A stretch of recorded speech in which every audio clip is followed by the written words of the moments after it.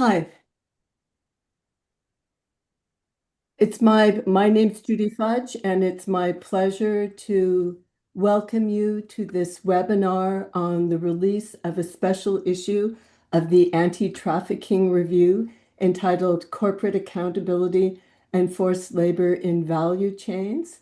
It's just been released, and we're really happy to have the editor of the journal, Borislav, speaking today to introduce the journal. And two of our speakers are here. Sadly, one isn't here, but I'm going to let Borislav begin by talking about the journal, and then I'll talk about the special issue and introduce the speakers. Thank you. Thank you, Judy.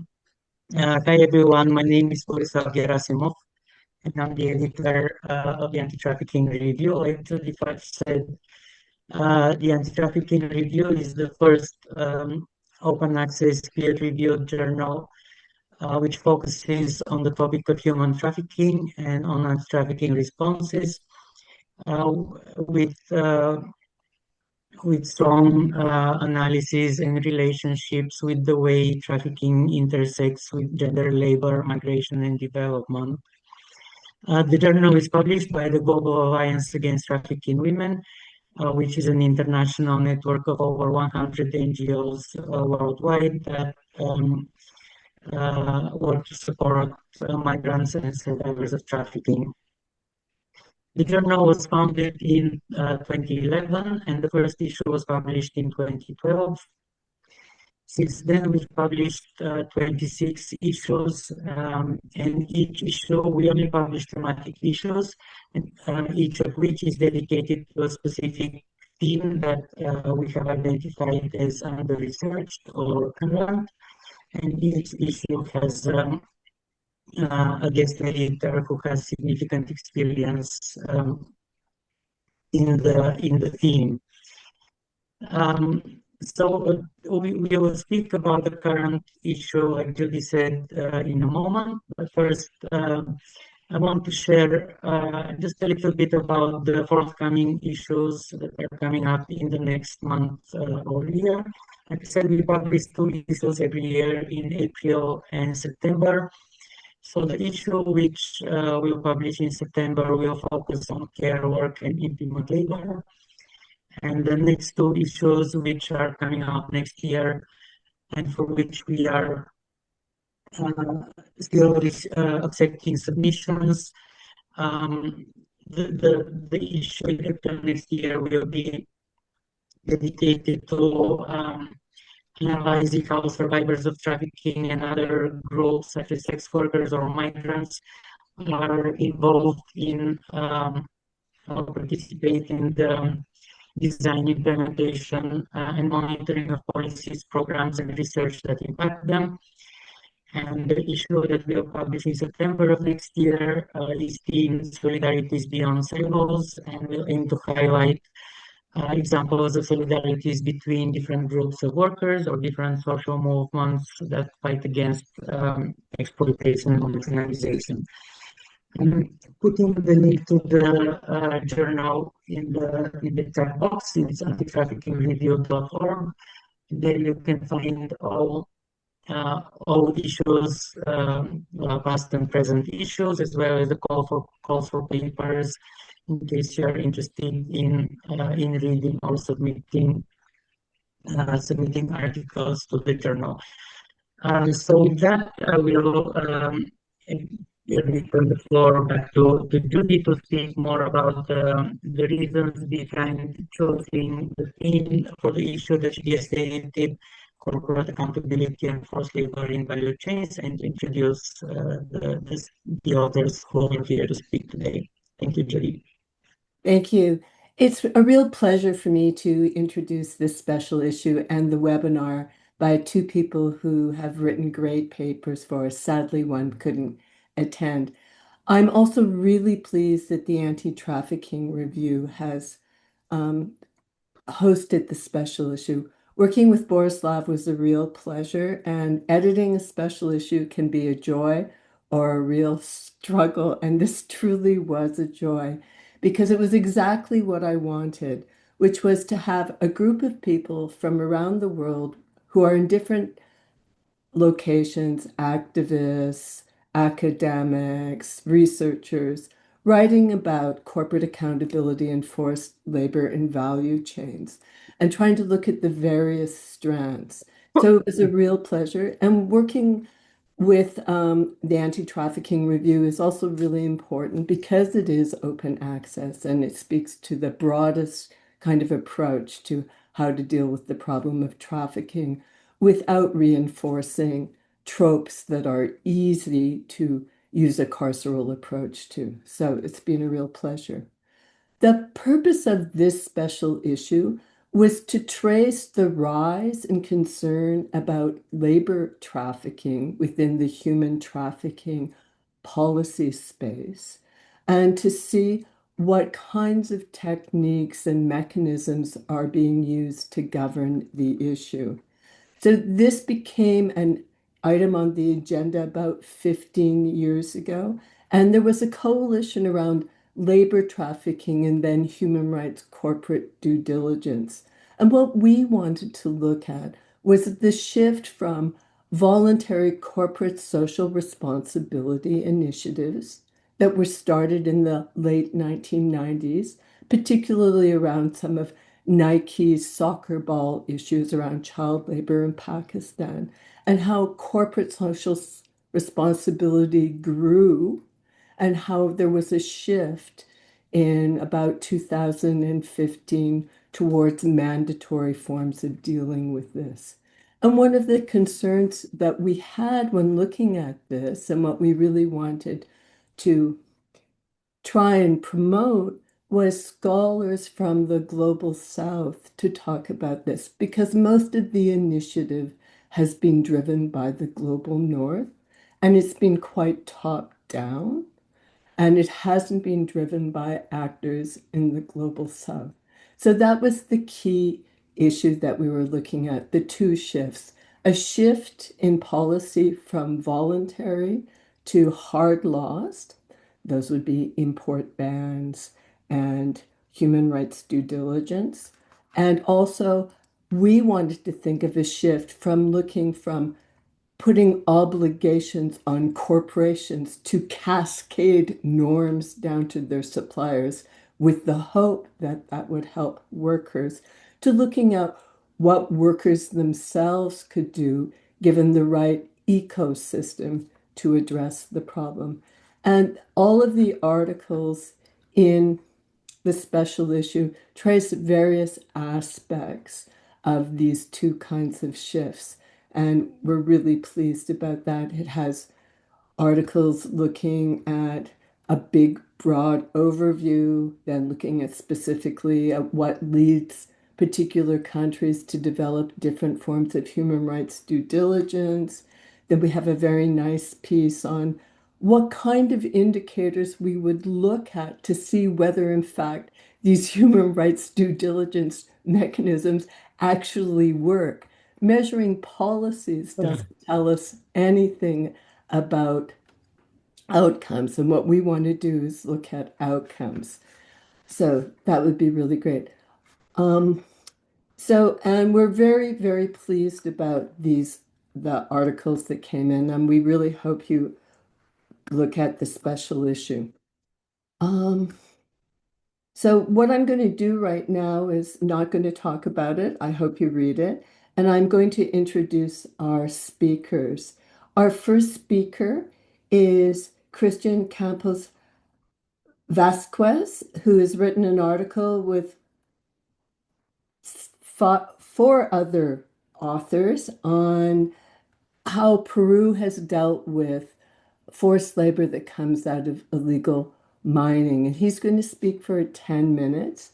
And then our next speaker is Marie Dijkman, who's presenting a case study of a wildcat strike by migrant truck drivers against a company that was part of an integrated German transport supply chain, and how they used the German Supply Chain Act to achieve payment of wages. Sadly, we one of our speakers had to bow out at the last minute, Anyana Bhattacharya, who argues for looking at what kind of labor ecosystem, what kind of labor activists, and what kinds of workers' advocates do we need in order for mandatory human rights due diligence or forced labor import bans to look at. So sadly, she's not here, but that gives us extra time for comments and questions and to share experience from the speakers and from you participants. So we'll start with Christian and then we'll go to Marie. Thanks very much, Christian. Please begin when you can.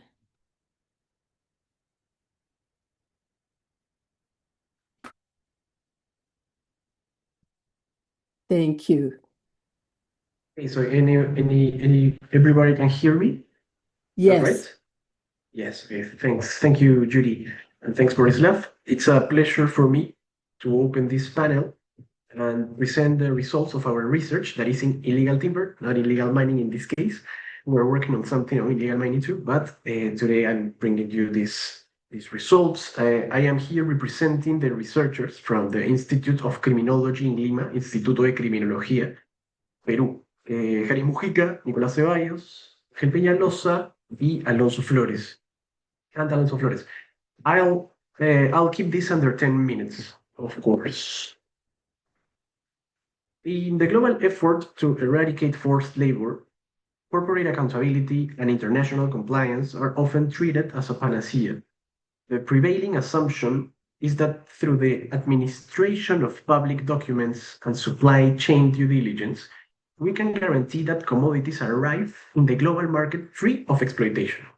If the path for corporate accountability is merely to validate official paperwork, then it is entirely possible that this paperwork is a poor facade, a simulation designed to make everything look fine, designed to represent the forest on paper. So let's look at Peru as a case study. Peru is not a lawless territory. It actually has a highly sophisticated formal regulatory framework with dozens of free trade agreements, including strict commitments under the US LACI Act. It has a specialized environmental prosecutors like FEMA, specialized environmental police departments for environmental matters, oversight agencies like Rosinfor, specific penal codes for illegal logging, for human trafficking, for forced labor, and an enormous active national government administration. Yet, despite this massive institutional apparatus, between 21 and 37% of the timber in the market has been illegally logged and traded, according to official estimates. But these same estimates point out that in certain forest areas, this can reach up to 86%.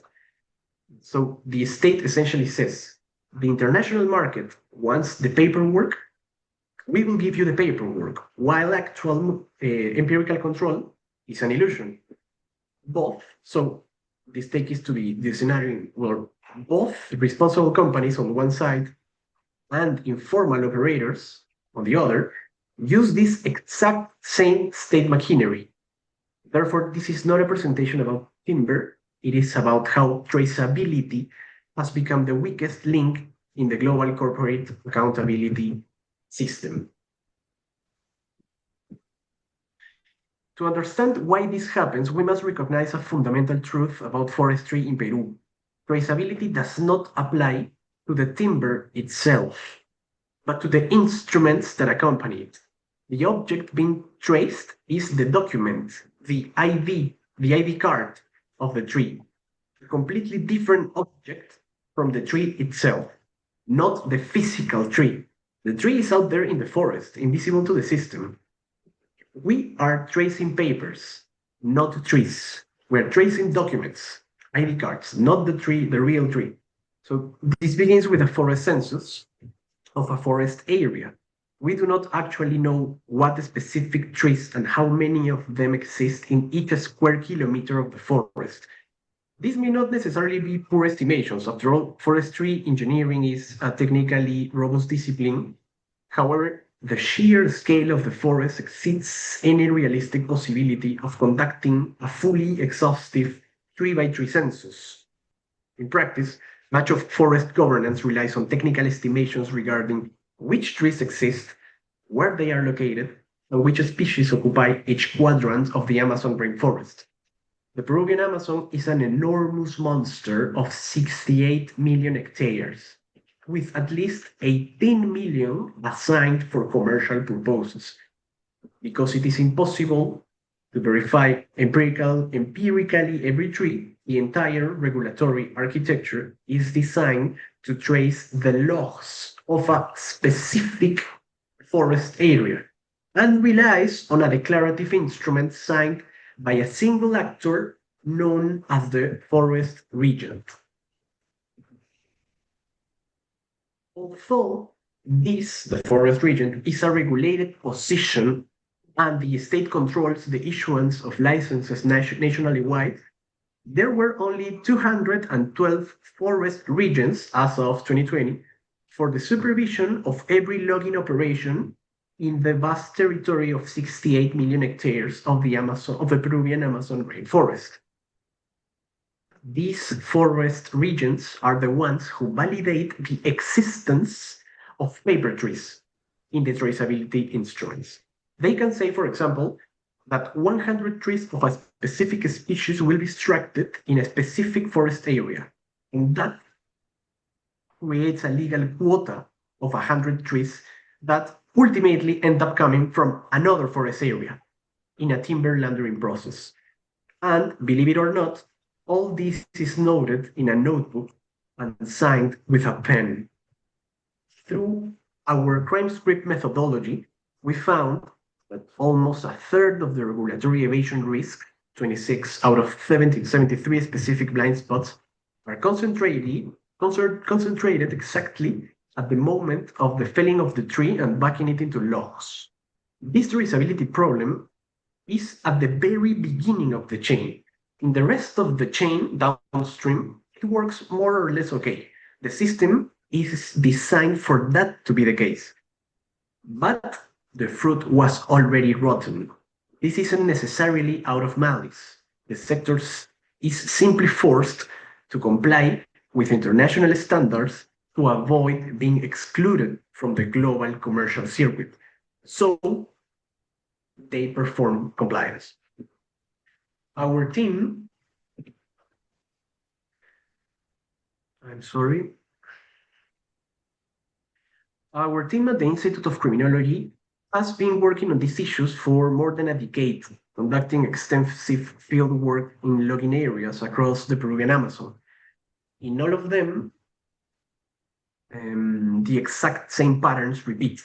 High frequency of the enganche system, the hook system, that is a mix of depth, bondage, and deception, in an economy entirely devoid of state surveillance or effective controls. So this labor exploitation is highly discernible through simple observations. Workers are sent to remote areas of the Amazon forest without any or few equipment, unable to live for prolonged periods because there are no bus stops, no roads, no airports. The exploitation is also evident in simple records. There are no written contracts. Agreements are purely verbal, and payments are sporadic or simply never made. These are not occasional situations. They are a common, widespread dynamic deeply rooted in the Amazonian extractive logic. Ultimately, the extractive dynamics and the trade of these commodities cannot be understood without the presence of a vast timber laundering system that constantly mixes the illegal with the legal. This brings us to a critical conclusion. As long as the international community demands auditable paperwork instead of physical empirical control, the origin of commodities such as timber, such as gold, such as fish, This simulation will prevail. This theatralization will stand. And while the paperwork remains clean, the exploitation at the base of these global value chains will continue uninterrupted. But perhaps state-led traceability has exhausted its utility, at least in the Peruvian or the Andean and Amazon context. If the use of the state instruments is no longer reliable, it is time to look at other actors in the ecosystem, NGOs, think tanks, research centers, youth associations, and alliances with indigenous communities when appropriate for funding monitoring strategies. The idea is to constantly report situations in specific points of the territory to generate reasonable doubts, districts, riverbanks, areas of native communities, and so on. We may create this reasonable doubt in international markets to force the state to act with the purpose of effectively diagnosing and controlling human rights violations. Thank you. Thank you so much, Christian. That was really, really helpful. And it really points to a real problem with some of the new techniques that we're using, which is to actually look at policies and paper and social auditing instead of looking at how we actually empower people. So thank you very much. And it's a wonderful segue to Marie Dijkman's paper and her presentation. And I will let you begin, Marie, and introduce your topic because she's looking at how people can use laws in the right kind of way. Thank you. Let me share my presentation. Oops. Great. I hope you can see it and also hear me. Well, thank you so much for inviting me to present this small case study. Yes.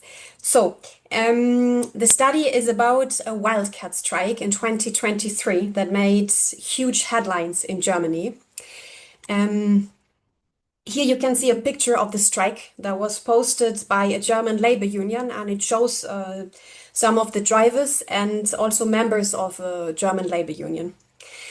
The majority of the drivers were from Georgia and Uzbekistan, and they were hired by a Polish transport company, which was itself part of a supply chain transporting goods in Europe for major companies based in Germany. And as the drivers were not getting paid, they gathered at the service station in Gräfenhausen on the A5 in Germany. You can see it here. Yes, they demanded their wages and they refused to move further until they were paid. So they gathered at these two parking areas for about 10 weeks. And they referred to the very new German Supply Chain Act, which had just entered into force in 2023. And then something quite remarkable happened. The drivers achieved a lot of support from labor unions, from the media, from the church, and even police and public authorities stood by them. And they ended up getting paid by the major companies based in Germany whose goods they were transporting. So Gräfenhausen is very close to where I live. I live in Frankfurt. You cannot see it on the map, but it's really, really close. But I was not there at the time. I was preparing my bar exam at this moment. But in November 2023, I started working in Berlin at the German Institute for Human Rights, and I joined the team on business and human rights. And like many people, I was from the media attention, I got very interested in the case. And we decided, okay, we want to find out what happened and how they did it. And we were very lucky to be able to talk to people who were involved in the strike. And also there is a lot of public information because of the large media coverage. So ourselves, and I think many people were a bit surprised by the case because the German Supply Chain Act primarily aims at protecting human rights in the global south. And I think most people, I guess, including the lawmakers, were not really thinking about severe labor exploitation in the heart of Europe, like inside Germany. But supply chain is a supply chain, so the law applies. So let me very briefly explain what the law is about. So the law, the German Supply Chain Act, mainly imposes due diligence obligations on big companies. The core obligation is to conduct a risk analysis to identify risks of human rights violation, mainly labor-related, also environmental risks, but I'm focusing on labor risks. Yes, and they're obligated to prevent and to remedy violations if detected. However, the standard obligation only covers direct suppliers. But then Section 9 of the Supply Chain Act extends this through the substantiated knowledge trigger. So once a company gains substantiated knowledge of a violation in the deeper supply chain, it must also act. The idea of the law is, of course, companies will have a complaint mechanism, they will improve human rights in the supply chain themselves, but there is also an administrative enforcement mechanism with BAFA. This is the federal office that usually controls exports, like weapon exports, for instance. And they can, if they see a violation of the Supply Chain Act, take measures against the companies. They can make them pay fines. So this is the enforcement mechanism of the law. So let's take a look at the strike. In reality, there were two strikes, Gräfenhausen 1 and 2. The first strike started in March 2023, lasted about 5 weeks. And the first time, the Polish transport company that owned the trucks tried to violently end the strike. They sent a group of people in an armored vehicle that you can see here to take the trucks from the drivers with physical force. And in this case, the police was called by the labor unions, and the German police prevented this violence. So the transport company at the end paid the wages, and the strike was ended. And the drivers informed the major companies at the end of the supply chain about the events in very detail. But only a few months later, in August 2023, drivers returned to Gräfenhausen, and this time even more drivers and even more outstanding wages. And again, same transport company, and also again, the same companies at the end of the supply chain. And this time, the drivers even went on a hunger strike. And this time, BAFA, this supervisory authority, initiated an investigation into the case. So the president of BAFA, Thorsten Safarik, you can see him here, personally visited the spot. You see him here together with Edwin Atema, who was the spokesperson of the drivers. And this time, the major companies paid the outstanding wages. Apparently, BAFA told them, you better act, otherwise we will. So, what were the factors that made the strike possible and also successful?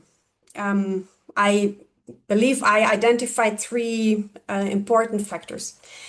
The first factor, which is still a bit underexplored and I think quite remarkable, is that the drivers organize very strong communication and solidarity between them, also between two language groups like Georgian and Uzbek drivers.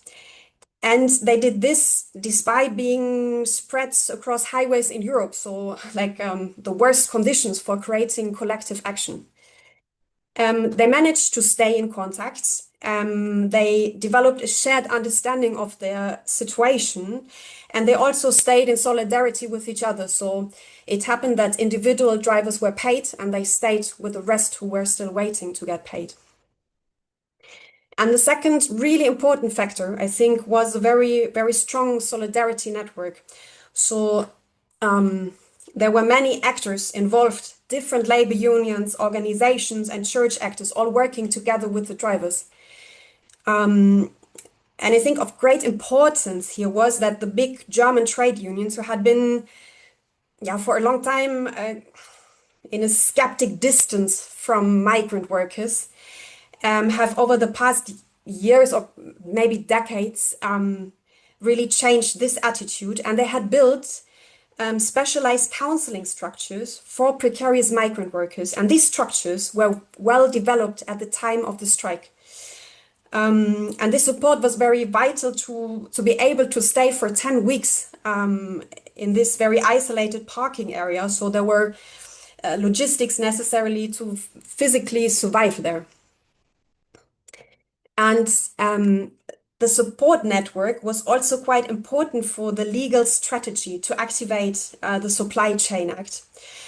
So what they did, as far as I know, is it was carried out by a very small organization, Road Transport Due Diligence, whose head, Edwin Atema, also became the spokesperson. He was a former truck driver himself from the Netherlands. And they tracked and documented the supply chain and informed the major companies in quite detail. So that when the second strike happened, these companies could no longer claim ignorance and were forced to act. I also believe they had a very smart, I don't know if it was a real strategy or just a way of addressing the public, but the drivers were super friendly with everyone passing by or supporting them. And at the same time, they were quite ready to engage in conflict. So they even went on a hunger strike. So what are the lessons? I believe the first thing we can learn from this is that the law does not activate itself. In theory, it does. Companies analyze risk and they write a report about it, and they are open to complaints. And if a worker is exploited and complain, they will act. But in reality, this is not what we see. I think what we see is a form of real co-enforcement. We need strong collective organization and support infrastructure, and also an administration willing to engage. And also a legal mechanism that forces companies to do a bit more than write a report and say, we love human rights. The tracking of the supply chain, I mean, we already had this, what was here of very great importance. And I think here we also see the limits of this kind of law, because even though the companies are obliged to track the supply chain, it was the drivers and the supporters, a super mini organization specialized in tracking transport supply chains. So in a more opaque supply chain, this might just not be possible. But if it works like it did here, I think the case shows that hardened supply chain corporate responsibility is an extremely useful and quite effective tool to break through this chains of externalized corporate responsibility and to reconstruct this responsibility. And I also found it very interesting that the supply chain law helped to frame the situation as a human rights problem. This also helped to overcome legal technicalities. In this case, the question whether this was a legal strike or not. The German law is quite restrictive here, but interestingly, the question was not really asked. No one ever put into question that this was a strike and a legitimate one. Only the Polish transport company did it. And to close, I want to just say a few words on the actual situation of the supply chain law. So there has been a lot of very aggressive lobbying against the law. There were also a few consulting companies profiting from this law by creating very expensive compliance tools for companies. And the law became a part of a huge controversy within the government. At the moment, the law is weakened by suspending the reporting duties, which personally I do not consider a huge problem, as these reports did not change too much. But What I consider highly problematic is that the supervision authority, BAFA, is at the moment also weakened. The former president Zafarik, who was in Gräfenhausen, he left BAFA. We don't know for what reason. Maybe it has got nothing to do with Gräfenhausen and the supply chain law. But what we know is that there is a lot of vacant positions inside the unit that is responsible for enforcing and supervising the law. And insiders speak of a cold wind down. The government denies it and says they're waiting for the European regulation to be implemented. Personally, I believe these rumors, but this is a belief, and yes, we will see what happens. And yes, for now, thank you very much for listening. Thank you very much, Marie. It's really nice to have a positive story after a more skeptical one. And I really want to point out that one of the things about the special issue is that we are trying to bring both the problem of just relying on having a legal device without having social movements and legal mobilization. And the Peruvian illegal timber is a good example of how laws are used in a performative way to shield companies, and how the German supply chain, the Grafenhausen strike, shows how, with the right labor ecosystem, right, having the workers in solidarity, and I'm really shocked that the workers who were paid maintained contact with the other workers. That's really quite phenomenal. And having the labor movement was able to apply pressure and change the discourse. So it wasn't illegal wildcatters, it was people who were being denied their human rights. And what we try and do in the special issue is trace these kinds of shifts. And if Anyana was here, she'd talk about the need for a labor ecosystem, one that's not, if we're looking at transnational forms, and this is, I think, what was really important, is that there was solidarity amongst the migrant workers themselves, and they had solidarity with unions in Germany. And it's those kinds of cross-border solidarities that are organic and led by the workers who are in conditions of forced labors that are really necessary, rather than more paternalist notions from the global north to help the poor people in the global south. It's not going to help if they're not empowered to be able to raise their own concerns and voices. So there are positive stories in this, but simply relying on robust laws without empowering social actors means that we're simply allowing the foxes to guard the hen house rather than giving the hens the tools to fight the foxes. So with this, I'd like to open up the chat. And if people want to put up their hands, we can have questions, and that would be great. Yelena Starchevek, who I failed to introduce, has been the project manager of the of a project that I've been working on governing forced labor in chains, and she is basically the organizer behind this. And if Yelena, if you wouldn't mind helping me with this, I'd be really appreciative. So please feel free to ask questions in the chat or to put your hands up, and we'll monitor that and we can deal with that. Okay. We have a first handout from Borislav Gerasimov, so go ahead. Of course. Thank you, yeah, and thank you, Julia. Yeah, I thought sometimes people need a bit of time to gather their thoughts and ask the questions. So that's why I thought I would ask one. So you mentioned in the beginning, in your introductory word, you mentioned the forced labor bans a couple of times, and I know this is so. I assume maybe everyone who is attending knows what this is, but this is really a prohibition. The foreign countries have a prohibition on the importation of goods that are suspected of being produced with forced labor or exploitation in other countries. Notably, the United States has such a prohibition, and the EU has more recently.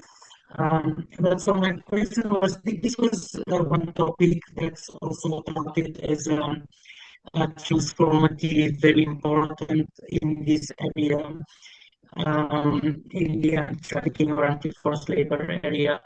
And we were hoping to have articles that check that evaluate its effectiveness, but in the end we didn't receive any. So I just wanted to ask you, based on your experience and research, what are your impressions of the forced labor bans, how effective they are in basically reducing exploitation or improving worker rights? Thank you. I'll just briefly answer it. I appreciate that. Yeah, forced labor import bans were introduced by the United States in the 1930s Tariff Act, where the huge tariffs were imposed. But there was a consumption exemption, which meant that if enough goods produced with forced labor weren't produced in the United States, like coffee, bananas, and tea, you could bring it in. So it was clearly a ban that was to protect domestic producers and protect domestic workers. And the consumption ban made that clear. That was only lifted in 2016 under Obama, and Trump ran with it. And a whole setup was put in place.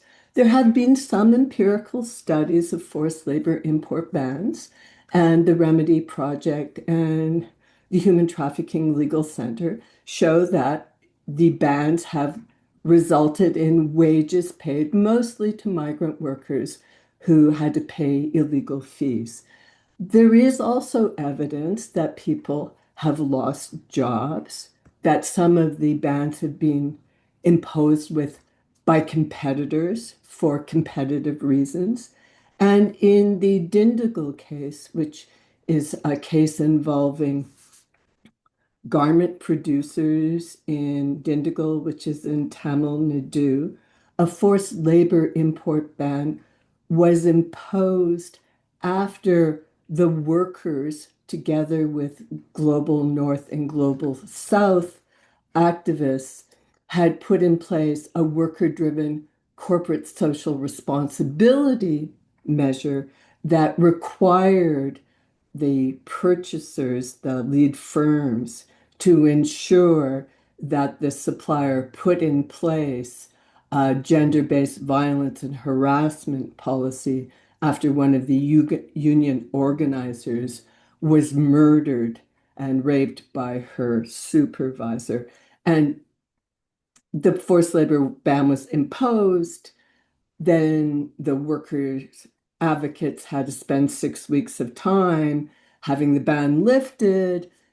Some people say that shows that worker-driven social responsibility is a way for companies to avoid bans. But in fact, Soros Kuravila, in his report on Dindigul, uh, has evidence from one of the lead firms that they stopped purchasing from the factory because of the import ban. So the problem with import bans is the United States government, under Section 301 of their Tariff Act, has introduced investigations on 60 countries to see whether they have forced labor in order to impose tariffs on their goods. And they've got the Uyghur Forced Labor Prevention Act, which places a reverse onus on any goods that might have Xinjiang tainted labor. And it's clearly, there's no question now that this is a geopolitical technique used by the Trump government. The problem with forced labor bans, Canada has one, Mexico has one, Canada's got a free trade agreement with Ukraine that requires one. The US has free trade agreements with Malaysia, Indonesia, and I think Cambodia now. There's absolutely nothing in any of these laws that require remediation to the workers who were in conditions of forced labor. There is some discretionary ability in the US to lift a ban if workers have been remediated, but all a company needs to do is show that it no longer has forced labor. In the US, the ban has only once been imposed against a US importer. It's only imposed against suppliers. So there's a real problem with forced labor import bans because they're a tool of importing companies to whack suppliers, typically from less wealthy exporting companies. And if workers are helped, we don't know about it because there's nothing requires that they do. So I understand why people want hard laws, but hard laws can be like drug laws, where lots of people end up being put in jail, or anti-trafficking laws, where they're used to prosecute migrants rather than people who actually exploit people. So we have to be worried about empowering hegemonic states in the global north, right? When what we know is this is actually a trade war between China and the United States. So we have question Ruth Dukes. If you want to go ahead, Ruth. Thanks, Judy. Really enjoying the discussion and two great presentations. My questions for Marie, and indeed it was nice to hear a kind of good news story. But you were suggesting at the end that the good news might not be lasting in this case, and that the legislation might almost be a victim of its own success if pressure increases for it to be rendered less effective in the future. I wondered if part of the story there was the possibility of legal challenges to the constitutionality of the Supply Chain Due Diligence Act under the German Constitution, because I know the legislation that was introduced to protect migrant workers in the meat processing sector was, for example, challenged recently, but actually has been found to be constitutional, which is good. So that's my question. Thanks. Yes, well, there is a lot of narratives why this law is putting damage on the German economy and is unconstitutional. The truth is, I have not heard a real convincing argument. And my impression is also that academia, I mean, there have been a ton of articles and commentaries on this law, but I don't see a real constitutional problem there. And I mean, it might be too vague if it's interpreted in a very large sense, but we have not seen it. We have seen BAFA being very reluctant, a bit intransparent also. This is the only time BAFA really appeared in public, and I think it was a message also to the public to say, hey, we take this seriously, like a bureaucrat, like the head of a public authority is coming here and showing his face to the media there. But the general policy has always been quite reluctant. They're very careful. So this is also why I think these consulting firms, they were spreading a lot of misinformation, was my personal impression. For instance, I visited a seminar of PricewaterhouseCoopers in Frankfurt that was made for companies. And basically there were 3 presentations showing how dangerous this law is, how huge the fines can be put on companies, and this is not what we have been seeing. So I do not see why really there should be a constitutional law problem. I have heard this, but I never saw a real argument, is the truth. But yes, the law became like a symbol of bureaucracy, unnecessary bureaucracy. But there were also a few companies supporting this law. They were not as loud, and maybe also because they have a progressive human rights policy. So for them, it might be an advantage to have this. And it's also has been discussed always in in the context of what are we going to do against China, kind of. It's always also a discourse surrounding it. But I don't see any constitutional law problem there, to be honest. Thank you very much. Thanks. Thank you. I'm going to just answer a question from Karen Hamilton. Thank you very much. Labor ecosystem. Sadly, Anyana wasn't here, but she describes she was very involved in setting up the gender-based violence and harassment enforceable brand agreements in Dindigul and in Central Java, where there was widespread gender-based violence and sexual harassment. And they've put in place in both those locations worker-driven mechanisms that require the brands to put pressure on their suppliers in order to maintain supply chains. And these are worker and union driven. So what she talks about in terms of the labor ecosystem is that you need locations in the global south where there are local independent unions involved so that workers feel empowered. But having local independent unions is not sufficient. You also need to have activists, and in this case, it's the Asia Floor Wage Alliance, activists who are involved at the regional level. So they're involved in Indonesia, India, Cambodia, in many countries in Asia. They're involved and they can liaise with the local union. And then Asia Floor Wage Alliance also liaises with workers' advocates in the global north. In this case, it was global labor justice. And that the three groups of workers' organizations together create an ecosystem so that the demands come from the empowerment at the shop floor level, represented by the workers and the unions, who can filter this with the regional level, who can then talk to the groups in the global north who can put pressure on the brands who are located there. So it is a difficult system to put in place. There are groups and advocates, but it is based on having these organizations working in solidarity.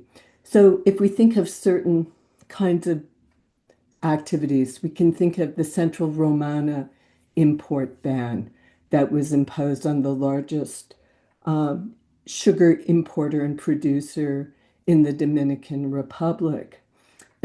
Clearly, Central Romana had been engaging in forced labor for many years. It is well documented. But the ban was imposed before there was actual worker organization in the ground.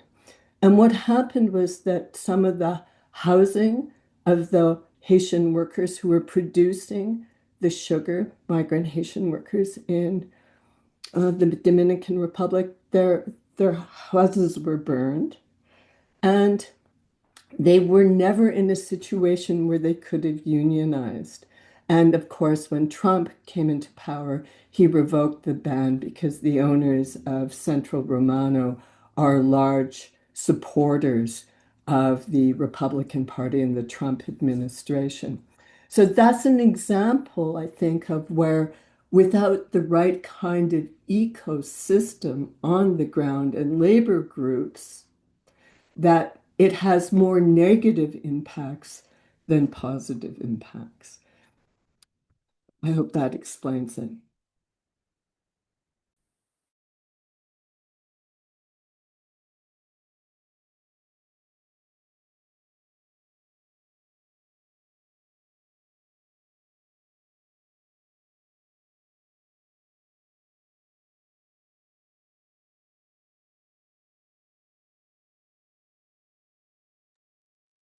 I see a really helpful post by Siobhan McGrath, thank you, that talks about the Section 301 investigations into forced labor.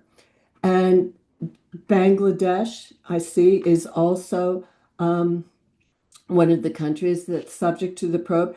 And it's true in Bangladesh, the notion of forced labor is not something that's part of the legal culture and the organizing culture of workers. So that's very difficult to think about. And it's going to be hard for the Bangladesh government to show that there's not forced labor unless it can show that they have independent unions and a public inspectorate that can actually tackle these things. So will be a difficulty um, around how to deal with this. And I can think of, if you contact me, I can think of whether there's examples. Um, yes, brands will cancel orders for all sorts of reasons. Absolutely. But if a brand cancels an order because workers are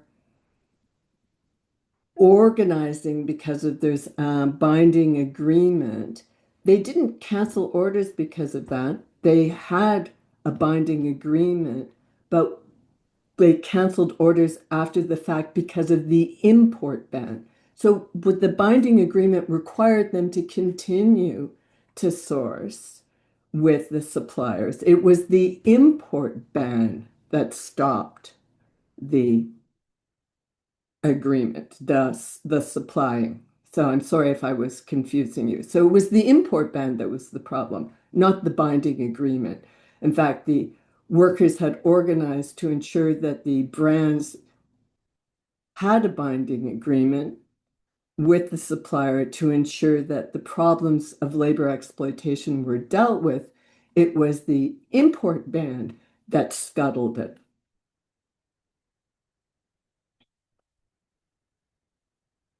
Are there any questions, final comments from the speakers? I really appreciate it. Borislav, do you have any final comments or questions? No, thank you again, Julie, for being such an amazing PhD editor. And this is turned out really well. And I'm also grateful to everyone who came to the webinar, and to you, Maria, of course, and to Christian. He said he might have to leave early because of electricity issues where he is.